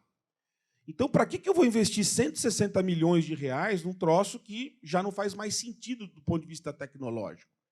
Então, você poderia alterar esses investimentos para coisas muito melhores, para fazer recuperação de outras vias, vicinais, duplicação, enfim, SPAs. E essa é uma discussão que a regulação a todo momento coloca. E aí ficam aqueles receios de você alterar o contrato. O professor Marcos fez a dicotomia entre a teoria, vamos dizer assim, mais anglo-saxã, americana, britânica, e a francesa, da qual a nossa origem ela é, vamos dizer assim, mais própria, vamos dizer assim. Apesar de eu achar que um Pequinot da vida, né, quer dizer, que é a construção bem clássica do direito administrativo, na divisão de áreas, etc. Mas lá na França também sempre se colocou a teoria da mutabilidade. Olha, aqui estamos com o professor Zé Roberto, a professora Cristiane Stropa. A teoria da mutabilidade, que vem do serviço público, ela também serve para alterar o contrato quando o interesse público assim necessitar. Se o interesse público não é mais fazer call box, é fazer outro tipo de instrumento tecnológico, ele já dava guarida a essa alteração contratual. Do outro lado, você tem uma teoria anglo-saxã que vai a favor da teoria dos contratos incompletos. Eu até na minha tese de doutorado incorporo essa teoria para os contratos e acho que ela faz parte do regime concessório. Acho que ela faz absolutamente parte de todo e qualquer concessão de serviço público, concessão de infraestrutura, PPPs, etc. E isso vem, sim, da teoria econômica, né? A teoria econômica que traz esse primeiro estudo, né? Depois, Hart e Grossman ganharam um prêmio Nobel pela teoria da incompletude, 2 autores de Harvard, né? E o aprofundamento teórico que eles fizeram, né, foi absolutamente importante para que o direito pudesse olhar no começo o direito civil, o direito privado, e agora o direito administrativo. Quer dizer, será que essa teoria faz sentido do ponto de vista do regime jurídico administrativo? Esse é o ponto. Me parece que sim. Eu defendo isso na minha tese de doutorado, o Ricardo sabe, né? Por quê? Porque um contrato como esse é impossível, nem que Rui Barbosa, né, possa, né, voltar, talvez um dos maiores juristas que nós tivemos, etc., e reescrever e promover um design contratual com toda a qualidade técnica, ele simplesmente vai ser impossível ele estabelecer todos os eventos que o mundo fenomênico podem ocorrer, vide a Covid, né? A Covid está aí. Qual contrato de concessão no Brasil previa a Covid? Nenhum. Por quê? Porque são eventos que aí entra na área extraordinária, que a teoria clássica resolve, sem dúvida alguma, mas o que acontece é que é um problema de regulação. Hoje você não tem nenhuma agência reguladora, nenhuma alteração contratual significativa que pudesse reequilibrar esse contrato em face da Covid. Existem vários apontamentos de vários órgãos, etc., mas, infelizmente, o contrato não resolve o problema. Se o contrato não resolve o problema, me parece existir ali, e não é regulação administrativa, eu concordo com a sua tese, regulação administrativa é para atividade econômica, mas a teoria americana ela traz a regulação contratual e a regulação discricionária como formas de você gerir melhor o contrato de concessão. E essa teoria nada mais é, se a gente pensar no direito brasileiro, do que a aplicação e fiscalização daquilo que está disposto nas cláusulas contratuais. E quando a cláusula contratual não resolver, entra a regulação discricionária, que é um poder regulamentar, onde você, a cada momento, preenche com eficiência regulatória e consegue dinamizar o contrato e harmonizar o contrato para que ele possa produzir os seus frutos. Aqui a convergência entre as partes. E aí entra, acho que a teoria relacional para também nos ajudar um pouco a pensar sobre isso. A teoria dos contratos relacionais, né, do McNeil, The New Social Contract. Aliás, eu fui comprar esse livro, procurei na Amazon, estava $6.000. Eu falei, nossa, um livro pode custar $6.000, né? Aí, graças a Deus, achei num sebo na Inglaterra por $15, 15 pounds, né? Falei, agora esse está aqui. É dos anos 70 esse livro. Exatamente. É um livro que, na verdade, traz esta teoria dos contratos relacionais. O professor Ronaldo Porto Macedo trouxe essa teoria para o direito do consumidor. E agora eu acho que nós, administrativistas, temos que olhá-la. E ela parte, basicamente, para tratar de 4 características. A primeira característica é a integridade do papel dos contratantes. Quer dizer, não há como um empresário, não é como um administrador público pensar que há interesses absolutamente antagônicos no contrato. Isso já era, já acabou.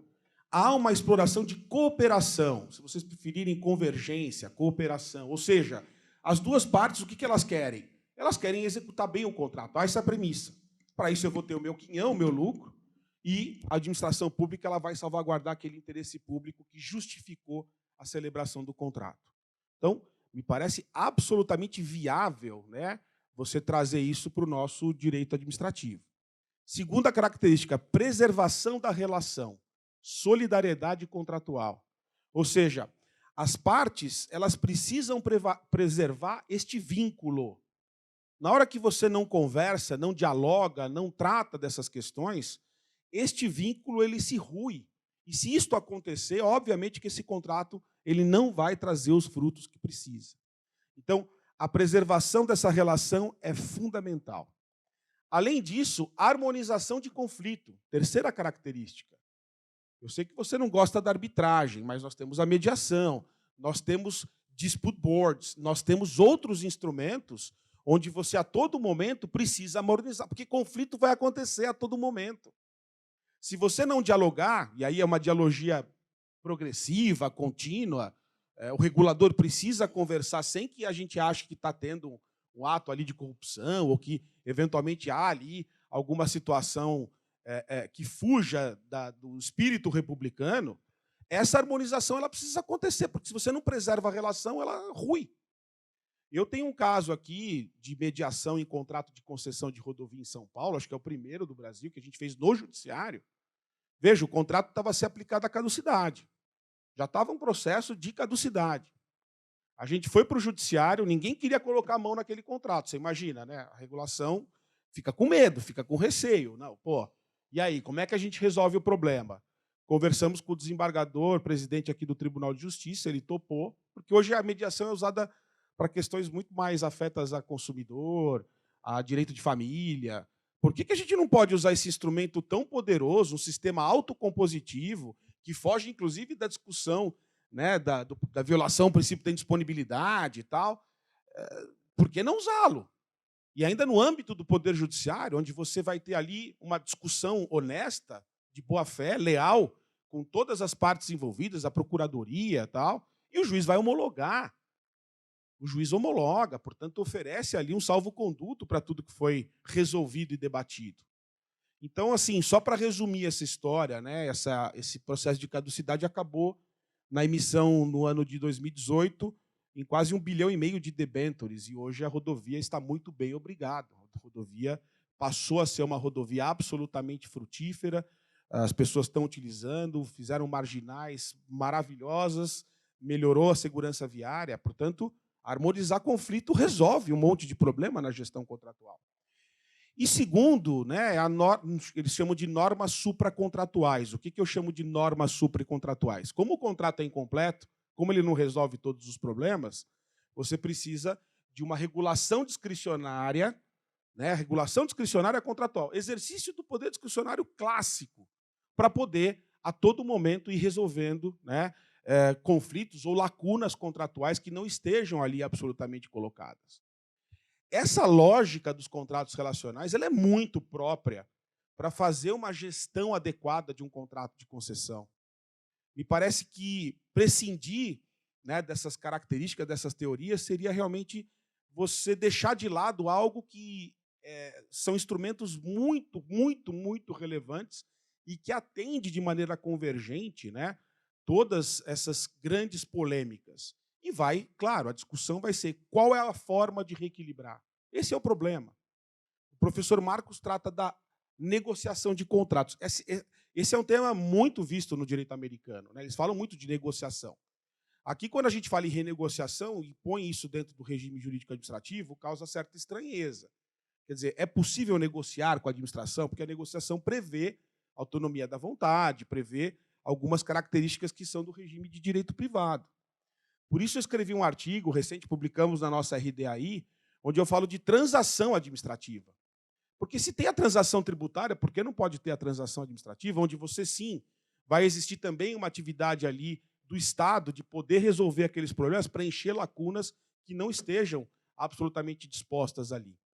Então, a regulação discricionária também me parece um caminho muito importante para tentar solver esses problemas do dia a dia, sem prejudicar, isso que é legal, ela não prejudica a teoria clássica. Ela pode ser, eu diria que é um avanço da teoria clássica para poder auxiliar o Estado a resolver esses desafios que se colocam diariamente em grandes contratos de concessão. Eu estou fazendo uma negociação, e aí eu diria uma transação, de 2 contratos de rodovia nesse momento com o governo de São Paulo. É extremamente complexo, não tem parâmetro. Tem parâmetro dos outros precedentes que tiveram já no Estado, mas que são muito diferentes as situações. E aí você não sabe exatamente até onde você pode ir, até onde você não pode ir, como que isso vai ficar, como que os órgãos de controle vão examinar isso, qual é a visão do Ministério Público. Isso traz uma insegurança jurídica enorme para todo mundo. E esse é um grande problema dos investimentos no setor de infraestrutura. Insegurança jurídica e falta de confiança legítima no Estado, em que, quando houver um problema, a gente vai resolver. Precisa de credibilidade, precisa de confiança, precisa de segurança. Senão, não tem investimento. Pois é, professor, é exatamente isso. A minha teoria, né, que você tem que apostar na renegociação, né, na flexibilidade contratual e na possibilidade de negociação. Né. O problema é que nenhuma decisão de Tribunal de Contas passa à frente Hart de Macmillan, quer dizer, sabe, é preciso ver que o mundo real está batendo a porta. Está batendo a porta e a gente tem que ter instrumentos, ferramentas para entender isso. Então, esse, no fim e ao cabo, é esse debate aqui que se coloca, né? Uma construção de uma teoria econômica do contrato de longo prazo. Oi, professor, tudo bom? Tudo já? A construção de uma teoria econômica do equilíbrio dos contratos de longo prazo, de uma teoria jurídica do reequilíbrio dos contratos de longo prazo, que no mundo todo se discute, que na França se discute, e está infiere no Brasil. Né? Então, o debate está aberto, né? Eu acho. O debate está aberto. Cara, não... Porque, só me permite... sim. Utilizando assim, até uma discussão mais ampla, é a rediscussão da importância do tempo no contrato. Porque o tempo, na maneira que o contrato administrativo clássico é utilizado, o tempo... não é que o tempo não existe, ele existe, né? E todo mundo percebe que isso existe, embora para muitos demore a passar. Mas o tempo, no modelo clássico, ele não distorce o incentivo dos agentes. Augusto Dalpozo, hoje, ele é igual a Augusto Dalpozo daqui a 10 anos. E é diferente. A experiência acumulada é diferente. Está entendendo? Um contrato real, um contrato de longo prazo real, as partes têm racionalidade adaptativa. Isso muda totalmente a maneira de encarar isso. As partes aprendem com o tempo, mudam o que elas querem. Isso faz diferença na renegociação contratual, cara. O contrato ele não é linear. O contrato ele é não linear.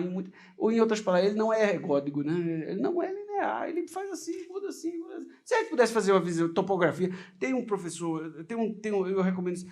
Tem um professor da Universidade de Brasília, o professor Bernardo Miller. de economia, né? Ele tem um curso sobre teoria da complexidade, tem no YouTube, então vocês podem assistir essa teoria da complexidade, em boa parte você vai discutir teoria da Universidade de Santa Fé, na Califórnia, né? E ele fala de topografia. O contrato não é linear, ele é um amaranhado de... Por exemplo, isso a gente discutiu um dia desse num grupo de pesquisa que eu estava estudando. Todos os planetas giram em torno do Sol, né? Então, no mundo simples é assim. Mas não é assim, porque o Sol também gira. E os planetas também giram em torno do próprio eixo. Isso afeta tudo. Isso explica por que apareceu Netuno, por que apareceu Plutão. Porque não é assim. O contrato é assim, ele sai andando. Mas, para simplificar, a gente faz assim.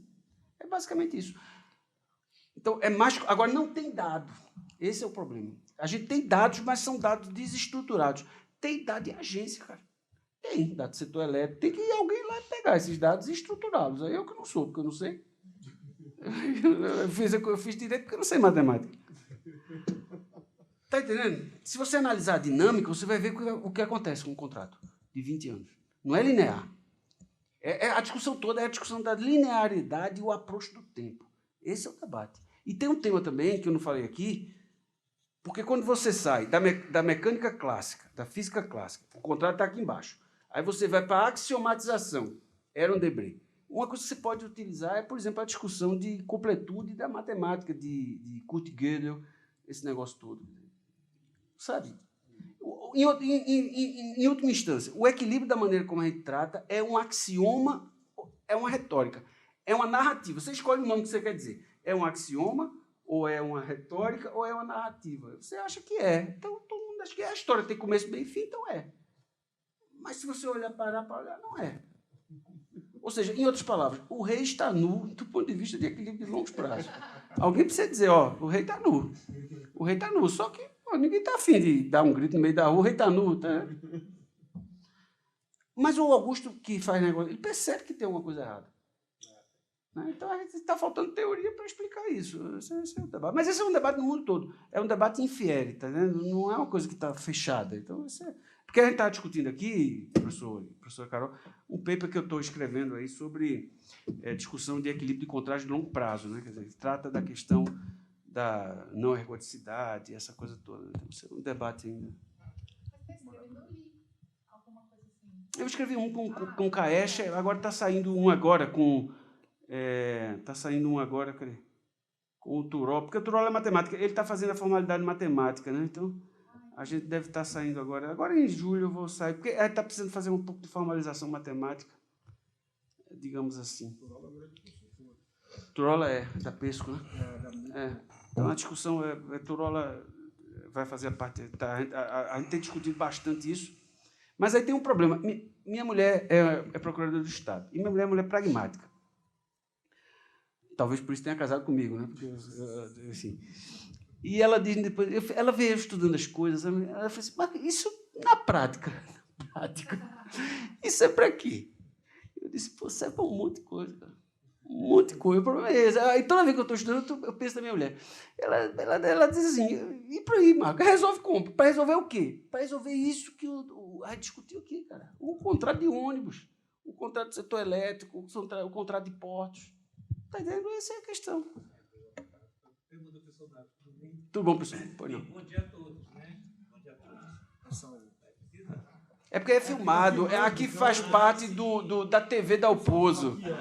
Porque ele agora, além de professor, ele também é youtuber, Sim. ele é um monte de coisa. Então, bom dia a todos. Cumprimentando... TV Dalpozo, transmissão exclusiva da TV Dalpozo. Cumprimentando o querido Ricardo, querido Augusto, e também aqui cumprimentando o querido professor Marcos. Seja muito bem-vindo à PUC São Paulo, que lhe acolhe aqui nesse tema interessantíssimo sobre o equilíbrio econômico-financeiro dos contratos administrativos. Pude solver um pouco da fala do Augusto, mas me parece que essa ideia, né, de contrato incompleto, me parece que quem não está preparada para enfrentar ela é a própria administração. É a administração que não tem estrutura para fazer isso, né? Eu diria que não é a ciência do direito administrativo, não, o grande problema. Acho que o grande problema é bem prático mesmo e pragmático mesmo. Eu queria que vocês me falassem sobre isso, porque o que eu vejo não é falta de conhecimento teórico, multidisciplinar, interdisciplinar. O que eu vejo é uma administração pública brasileira totalmente ignorante, despreparada, sem profissionalização, com agências reguladoras que são totalmente capturadas e que não têm a menor condição de levar a bom termo uma regulação com essa complexidade. Então, eu queria que vocês pudessem falar um pouco se, na teoria, tal como ela é formulada, né, no direito privado, no direito civil, no direito do consumidor, se existe essa questão, essa percepção, esse problema, né, de que, não, tudo bem, a relação contratual ela realmente é complexa, ela é aberta, ela é incompleta, mas os polos têm condições de defender os seus interesses porque tem uma estrutura para fazer isso. E no caso do direito administrativo, como é que está a realidade? Professor, veja, eu podia escrever um Obrigado, livro, professor. Guia Politicamente Incorreto. Podia escrever um livro, Guia Politicamente Incorreto da Administração Pública, né? Porque eu já vi tanta coisa, professor. E é curioso, eu acho que a grande característica da administração pública é a simetria, né? Porque tem gente muito boa também, né? Se você analisar as agências, tem muita gente capacitada, a própria AGU, né? A Carol lida com o pessoal muito de Brasília, tem muita gente boa. Mas tem muita gente ruim também nos estados principalmente. Professor, há uns anos atrás eu fui convidado para falar sobre o reequilíbrio de um contrato de uma arena de esportiva, que não era Pernambuco, né, de estádio de futebol. Aí eu fui lá no estádio, né, estava lá, tinha ido para uma banca de doutorado, aproveitei e fui falar, e falei, o procurador do Estado, o cara do DR, não sei o que mais, o vice-governador, comecei a falar essas coisas, reequilíbrio, alha, parecia que eu estava falando javanês. A turma não tinha a menor ideia do que se tratava. Esse município também é muito assimétrico, né? São Paulo distorce, capitais. Mas, por exemplo, o que eu quero dizer é que comeu na mão, no caso da Arena, era o OAS. Então, assim, você tem uma simetria brutal, cara. A gente tem uma simetria brutal. Eu estou participando de um grupo no TCU, né, sobre reequilíbrio de contratos de obras no Covid. E o pessoal é bom, bicho, do CINFRA, o pessoal é bom. O pessoal do DENIT. Então, tem e não tem, né, professor? Tem e não tem, né? É uma simetria brutal de um país dessas proporções extraordinárias, né? Então, é um dificultador. A simetria é e o setor privado precifica isso, professor. Uma coisa é eu fazer um contrato regulado, bem regulado, do setor elétrico, que é o maior benchmark, talvez seja o setor elétrico, talvez depois setor de rodovia e um pouco aeroportos. O risco regulatório ele é precificado pelo privado. O privado não é besta, não. Ele aposta. É tudo uma grande aposta, em últimas instâncias. Né? Porque você está lidando com uma quantidade de incerteza absurda. Aí você vai dizer, professor, se é tão incerto, por que os cabas querem? Por uma razão simples, porque aqui é Brasil, o país tem muita oportunidade. O cara não vai fazer 200 mil quilômetros de ferrovia na Noruega, já fez tudo. Pô. Na Suíça, não tem mais o que fazer. Na Alemanha, não tem mais o que fazer. Vai fazer aqui que está as oportunidades. Aqui é um país de oportunidades. Agora, tem segurança jurídica, tá vendo? É isso que a gente tem que apostar. Bom, duas questões que foram propostas que eu quero responder para fomentar o debate, né? Augusto disse, existem dois regimes jurídicos diferentes para o equilíbrio econômico-financeiro, um regime jurídico para os contratos longos e um regime jurídico para os contratos curtos. Refletindo com muito carinho para a sua questão, Augusto, eu tendo a dizer que, na minha opinião, não. Mas eu quero fundamentar o meu não. É uma discussão muito frequente no direito administrativo se existem, por exemplo, diferentes regimes de concessão, um para rodovias, um para ferrovias, um para energia elétrica. Será que existem diferentes regimes jurídicos, disciplinas jurídicas para concessão em cada setor, ou cada setor tem as suas peculiaridades? Me parece que, em regra geral, existe um regime jurídico para todas, ainda que cada uma tenha as suas peculiaridades. Há um regime jurídico para o equilíbrio econômico-financeiro próprio, para todos os contratos, independentemente de quais são? Me parece que sim. O que há, é lógico, até o senso comum indica isso, que um contrato de 2 dias, 3 dias para ser executado, a chance de haver, né, um desequilíbrio entre aquilo que a pessoa exigiu receber por aquilo que ela se propôs a fazer por algo que ela não tinha como razoavelmente prever, é muito menor do que para um contrato longo de 10, 20, 30 anos. Há diferença entre esses dois ajustes? Há diferença de regimes jurídicos, por exemplo, na minha opinião, um ajuste de concessão não está sujeito à necessidade de autorização orçamentária, porque a remuneração se dá pela exploração do serviço. Então, isso é uma diferença em relação ao prazo. Há uma diferença em relação à possibilidade de prorrogar o contrato? Sim, porque na licitação, na concessão, sempre tem que ser por licitação. Então, a prorrogação não pode se dar por discricionalidade, na minha opinião. No contrato administrativo, eventualmente, eu posso ter uma prorrogação por discricionalidade. Agora, em relação ao equilíbrio econômico-financeiro, há diferença? Naquilo que for a área econômica extraordinária, eu tenho que reequilibrar, seja um contrato curto, seja um contrato longo. O meu problema com essa diferença de regimes é que, se a gente diz que há, o que vai acontecer? A administração vai dizer assim, para contratos curtos não cabe reequilíbrio, porque é um regime diferente. A gente passou por isso no Brasil. A legislação anterior, ela estabelecia que cláusulas de reajuste não cabiam quando o contrato tinha menos de um ano. Mas, poxa, um contrato de menos de um ano não pode levar a uma necessidade de reequilíbrio? Reequilíbrio pode. Tem inflação? Tem. Por que eu não posso, se eu puder antecipar o reequilíbrio, por que eu não posso antecipá-lo por uma cláusula de ajuste no contrato? Graças a Deus, a lei nova de licitação, pelo menos isso ela corrigiu. Ela admite cláusulas de reajuste independentemente do prazo do contrato. E me parece que está certo. Os contratos de curto prazo também podem levar a um desequilíbrio que exige um reequilíbrio pela cláusula, por violação da área econômica extraordinária. Ora, o outro ponto aqui, a pergunta do querido professor José Roberto Pimenta Oliveira, contratos incompletos. Na minha opinião, o contrato administrativo não deve ser incompleto. Né? Eu tenho que ter um contrato completo no edital de licitação, no anexo. Enfim, eu tenho que saber exatamente o que eu estou exigindo do licitante e o que ele está se propondo a fazer de forma completa.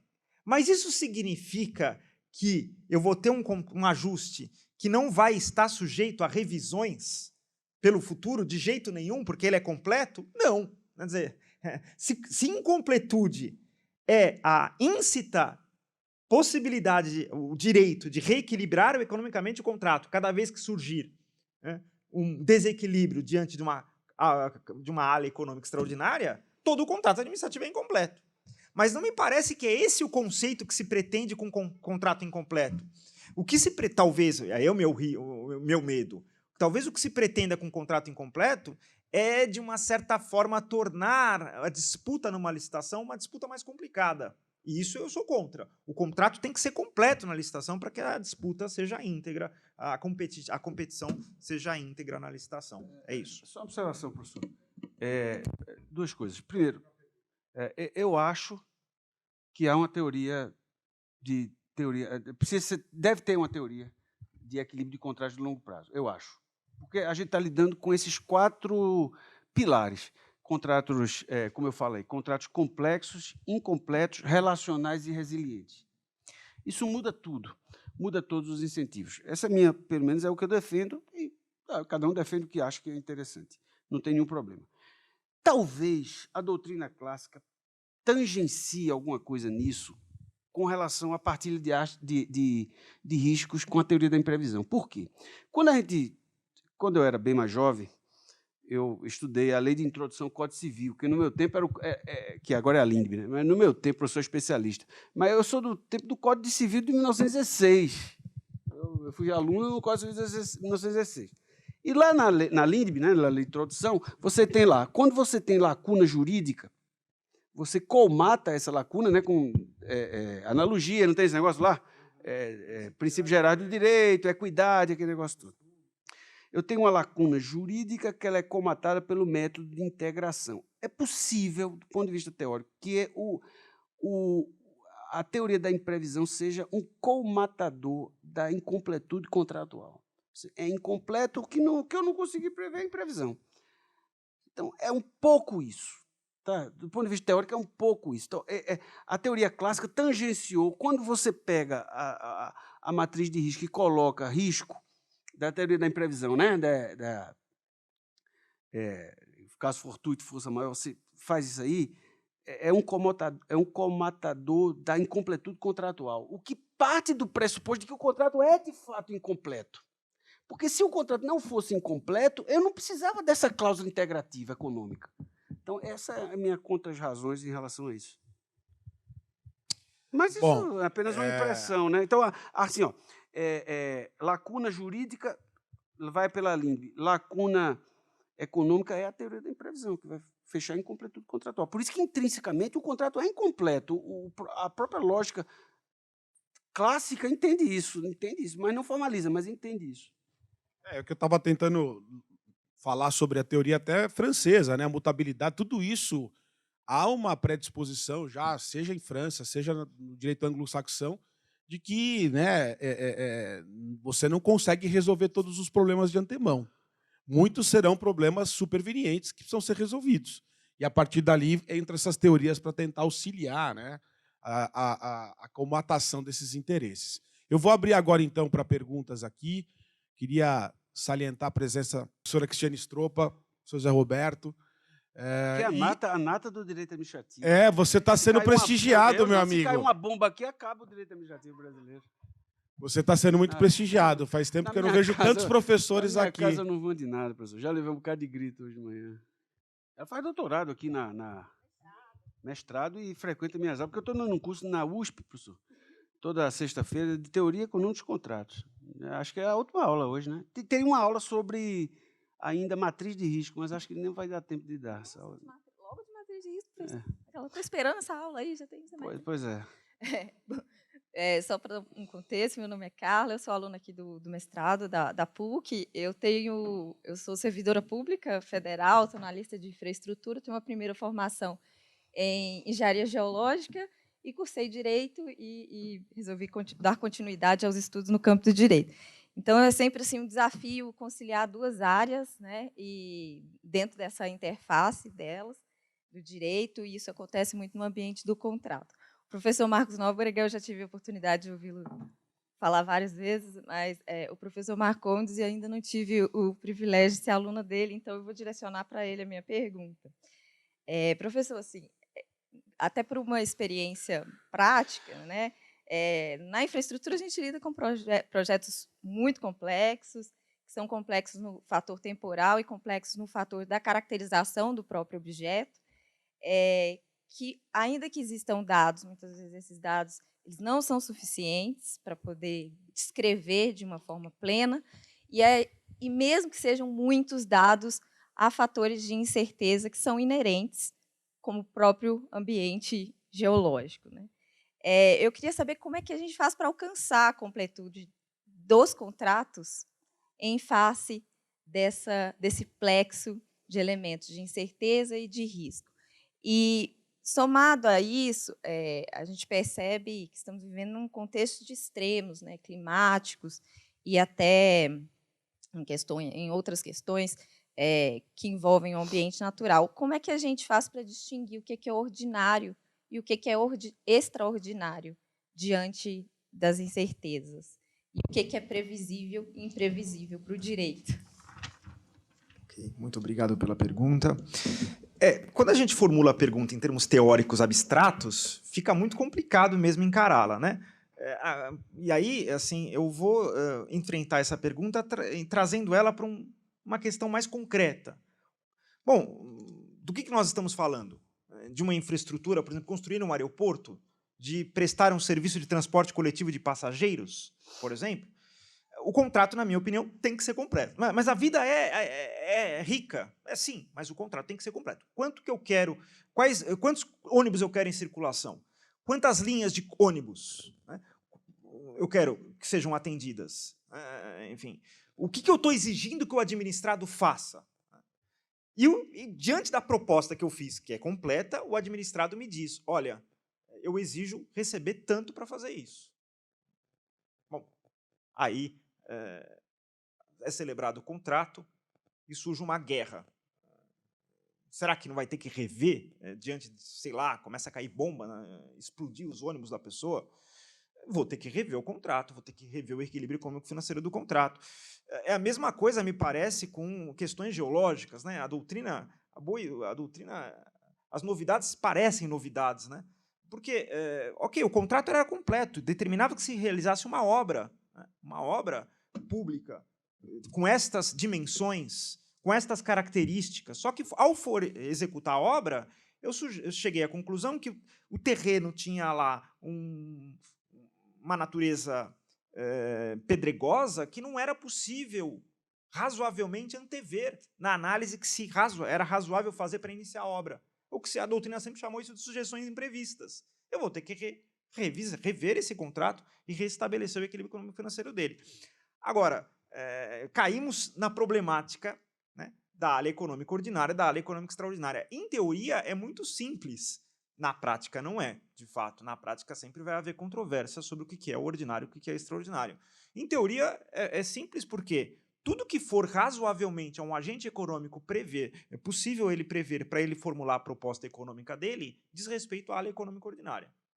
Então, que existe uma flutuação do câmbio, é razoável prever. Que existe uma inflação no Brasil, é razoável prever, dentro de certos patamares.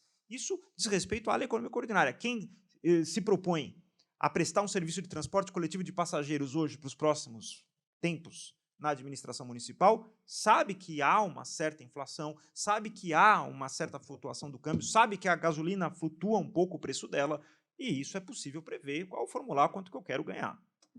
Agora, tudo que não for possível, de forma razoável, exigir que um agente econômico antecipe na proposta dele, cai na área econômica extraordinária. Esse é o ponto. Então, diante do que a administração exigiu que se faça num contrato completo, eu insisto, para aquilo que a pessoa se comprometeu a fazer, isso tem que se manter incólume. Haja o que custar. A gente pode aqui florear com palavras muito difíceis, mas haja o que acontecer. Ocorra o que ocorrer. Se houver um desequilíbrio entre o que eu exigi que a pessoa faça pelo que ela se comprometeu a fazer, a ganhar, o que ela exigiu ganhar, eu tenho que reequilibrar. É isso. Pelo que o professor está falando, que faz sentido, de certa forma. Quer dizer, tem uma linha argumentativa que diz que o direito não tem lacunas, porque eu tenho uma norma do próprio direito que fecha essa lacuna, que é aquele artigo 4º, acho que é o artigo 4º da LINDB, né? da Lei de Introdução. Então, ele não é lacunoso porque eu tenho uma norma do próprio sistema que tapa o buraco. Por esse argumento, faz sentido, o contrato ele é completo porque eu tenho uma maneira no próprio contrato de fechar essa incompletude, que é a teoria da imprevisão. Então, assim, é uma questão, também é uma maneira de encarar o problema, tá entendendo? É a única saída para encarar, no meu sentido, a única sentido para você considerar a completude contratual do ponto de vista teórico é encarar a teoria da imprevisão como uma colmatadora de incompletude contratual, endógena, porque está no próprio contrato. Então, essa é uma discussão, né? Agora, outra questão. Eu me lembrei de Isabelle, minha esposa, que ela é prática. Né? Então, eu tenho discutido muito questão de rodovias. É tão difícil equilibrar, meu amigo, porque você tem que... Eu tenho um amigo meu, que é o grande engenheiro do TCU, André Baeta. Ele diz assim, o equilíbrio do contrato não é uma ciência exata. Eu disse, oxe, tu não é engenheiro? Ele mesmo disse, não é uma ciência exata, porque é tanta variável. Está entendendo? Porque um preço repercute em outro preço, e um preço aumenta, o outro diminui. Então, você tem que analisar a chamada equidade do contrato. Porque, por exemplo, professor, você tem um aumento de um item que aumentou 30%. Mas só que esse item ele representa 0,00 na planilha, ao passo que você teve outro item que diminuiu. Então, como é que você faz o balanço? A empresa privada ela vai querer só o que aumentou. Né? Vou dar outro exemplo. Eu até analisei o contrato do setor elétrico. Houve uma diminuição muito grande do preço em abril, maio e junho de 2020, houve uma diminuição de 30% da receita das concessionárias, porque o setor industrial fechou as portas. Residencial não, mas indústria parou o Brasil, parou o mundo por causa da pandemia. E elas pediram, então, um reequilíbrio de 30%. Só que o problema é o seguinte, quando você olha em 12 meses, não só foi recomposto 30%, como aumentou, porque a economia se restabeleceu em alguns setores. Então, a empresa ela vai olhar aquilo naquele momento.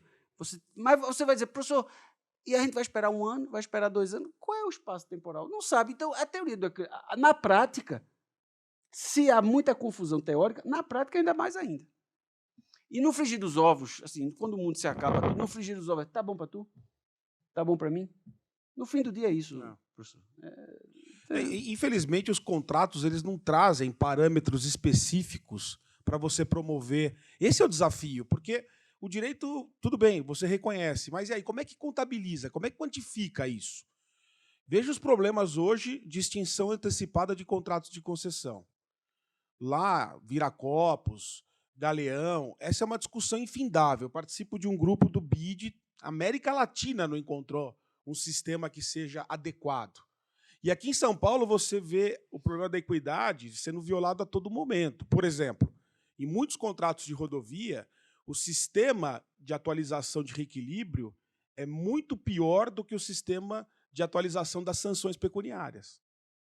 Quer dizer, a forma de equilibrar a sanção ela tem um custo muito maior do que a forma de reequilibrar um ativo regulatório. E aí, como é que você resolve esse impasse? E o contrato muitas vezes não diz.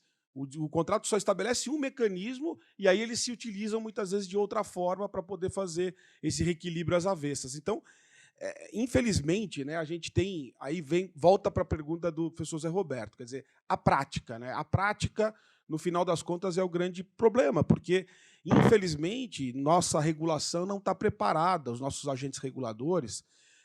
Eu participo de eu sou consultor da ONU num projeto da AGU, que é uma parceria da ONU com a AGU, super legal, chama QualiReg, é onde você tenta oferecer consultoria para agências reguladoras do Brasil inteiro, não as federais, as estaduais e as municipais, para poder entender quais são os problemas regulatórios. E você vê muita vontade na visão dessas pessoas. Eles têm muita vontade de acertar, mas eles não têm, muitas vezes, capacidade de entender e de compreender como é desafiador esses problemas e, muitas vezes, pegam contratos que foram realmente muito mal elaborados. O design contratual é muito, muito, muito ruim. E aí dificulta ainda mais o trabalho do regulador para preencher essas lacunas. Né? Tem isso também. Né? Tem contratos mais antigos. A gente tem, acho que, um aperfeiçoamento hoje institucional de contratos. Aliás, a própria nova lei de licitações pede uma padronização. Eu espero que essa padronização seja uma padronização ótima, né? Porque se padronizar pelo ruim, eu não sei o que vai acontecer no Brasil. Já vai piorar ainda mais as minutas que a gente tem de edital e de contratos por aí. E a verdade é que, no começo, por esse mantra da licitação, as empresas estão muito mais preocupadas em ganhar e vencer o certame do que, eventualmente, já trazer cláusulas contratuais adequadas. Então, a minuta do contrato ela passa, sim, pelas pessoas. Só que, no final das contas, por mais que o edital vai continuar fazendo lei entre as partes, etc., é o contrato que vai disciplinar. E as minutas são pouco debatidas durante a fase de controle, durante a fase preventiva de controle. Ninguém liga para a minuta de contrato. Não, depois nós vamos ver. Depois que a gente ganhar a licitação, eu vou assinar esse troço e vou ver o que vai acontecer. Só que, meu amigo, você não pode mais alterar as cláusulas. E aí, como é que faz? Fica muito difícil. Então, no trabalho de consultoria, a gente procura olhar, né, de maneira bem holística todos os anexos, os contratos, porque é o momento agora. É o momento de você resolver esses problemas de maneira preventiva. Porque depois que tiver assinado o contrato, meu amigo, fica tudo muito mais complicado. Né? Agora, seja porque ele é completo inicialmente ou porque ele é incompleto, o problema acaba sendo o mesmo. Né? A gente pode entender que ele é completo e depois tem uma teoria para resolver, ou ele já é incompleto desde logo e depois você simplesmente vai preencher a incompletude. Mas que o problema existe, ele está aí. Né? Ele está quicando e a gente precisa, de alguma forma, ter um aperfeiçoamento científico, um aperfeiçoamento do direito público, do direito administrativo, para poder resolver esses grandes desafios que estão pela frente. Tem mais alguma pergunta? Professora Carol, Cris, Zé Roberto? Gostaria de ouvir, sim, professor Marcos e professor Ricardo. Nessa avaliação do ponto de vista desses contratos incompletos, ou do ponto de vista de que a ala extraordinária, se ela era a exceção no início do século XX, ela se torna, né, a regra no século XXI. Mas eu gostaria de ouvir de vocês uma avaliação sobre o nosso estado da arte em termos de normas gerais. Né? Então, 14.133, 8987, 11.079, né? Os três principais marcos, né? Concessão comum, patrocinada, administrativa e lei geral de licitação. Pensando nessa perspectiva de que cada vez mais essa complexidade se torna a regra e cada vez mais esses vínculos contratuais com o poder público eles tendem a se estender,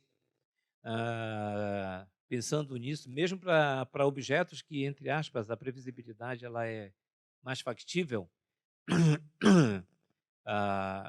o que deveríamos pensar em termos de reformulação de normas gerais? Primeiro, porque, veja, os 3 grandes mistérios da vida é de onde viemos, para onde vamos e o que são normas gerais. Mas sabe o que é, né? A realidade é essa, né? Eu acho que a gente tem que, em muitas circunstâncias, professor, prestigiar a federação e abrir espaço para as questões locais.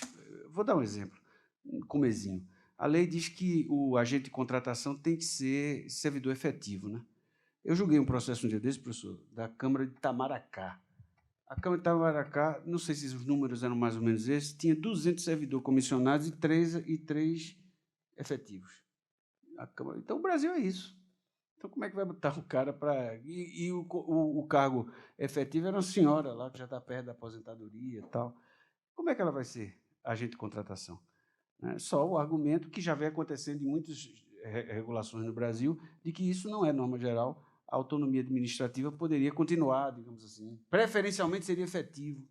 Então, eu acho que a norma geral pode ser flexibilizada no sentido da autonomia federativa e de cada realidade, porque eu acho que a lei de licitação é muito Brasília e pouco Lagoa dos Gatos, que é o município, sou de Pernambuco, o município de Pernambuco, é muito Brasília e pouco Ibimirim. Então, assim, né? Você vê essas lives do pessoal do governo federal, maravilhoso, pessoal de alta qualificação, mas na hora da onça beber água não é assim.